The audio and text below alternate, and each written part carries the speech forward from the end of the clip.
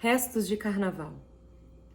Não desse último carnaval, mas não sei porquê. Este me transportou para a minha infância e para as quartas-feiras de cinzas nas ruas mortas, onde esvoaçavam despojos de serpentina e confete.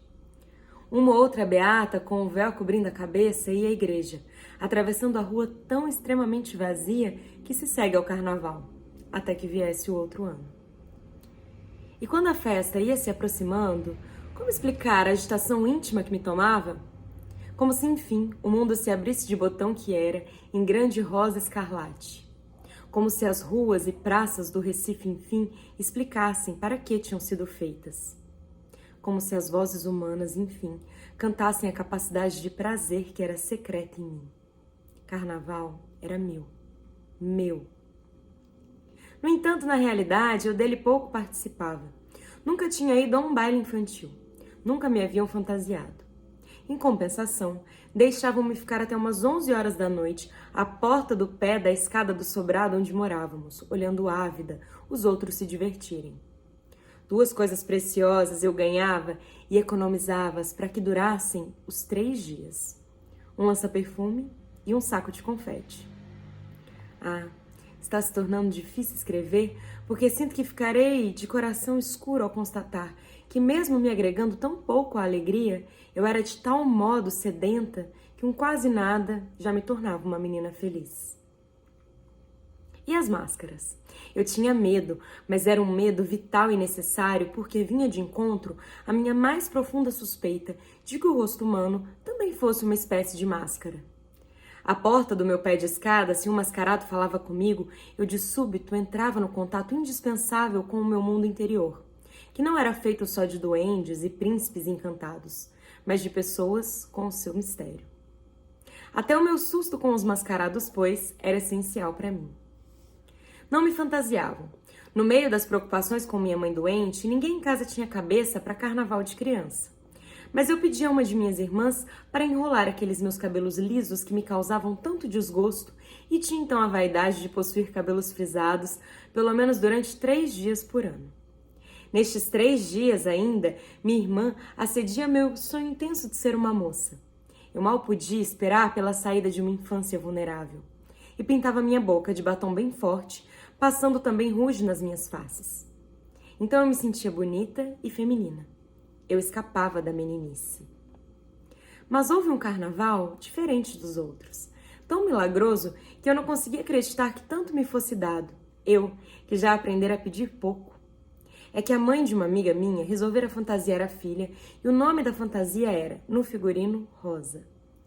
Para isso, comprara folhas e folhas de papel crepom cor-de-rosa, com as quais, suponho, pretendia imitar as pétalas de uma flor. Boquiaberta, eu assistia pouco a pouco a fantasia tomando forma e se criando. Embora de pétalas o papel crepom nem de longe lembrasse, eu pensava seriamente que era uma das fantasias mais belas que eu jamais vira.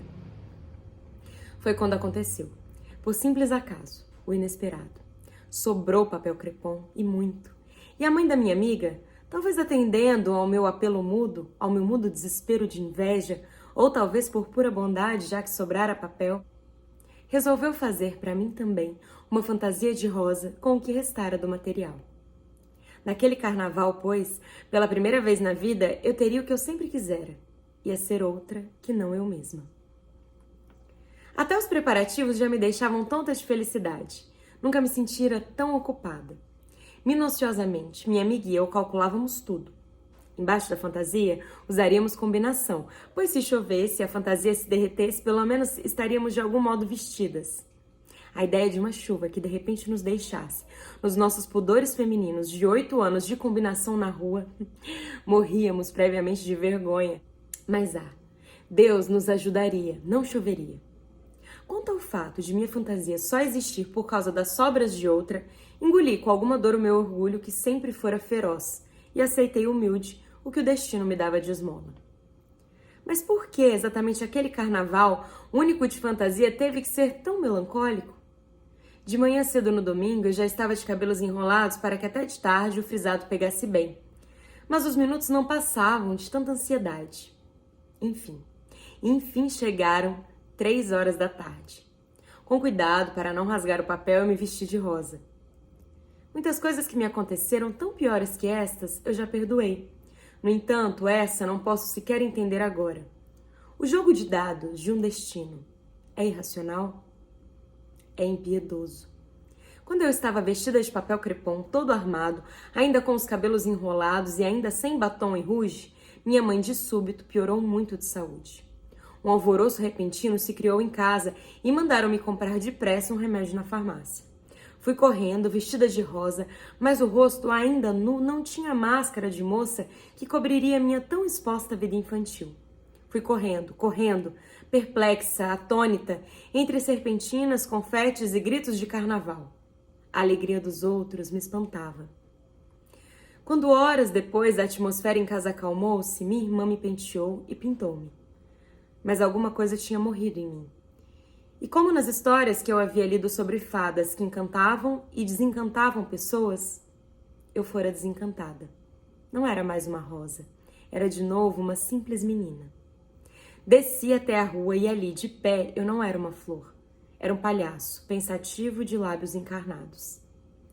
Na minha fome de sentir êxtase, às vezes eu começava a ficar alegre, mas com remorso lembrava-me do estado grave de minha mãe e de novo eu morria.